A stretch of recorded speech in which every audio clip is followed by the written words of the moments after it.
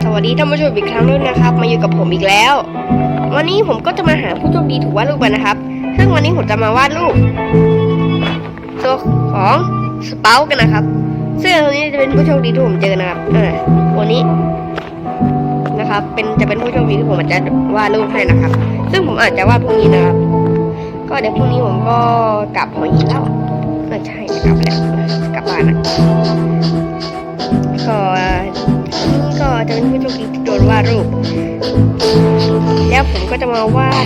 ทำการวาดหาผู้โชคดีคนหนึ่งนะครับแล้วหาตัดช่องไปต่อในนี่หน่อยนะครับเราแป๊บเดียวก็มาหาผู้โชคดีบ้างคนดีกว่า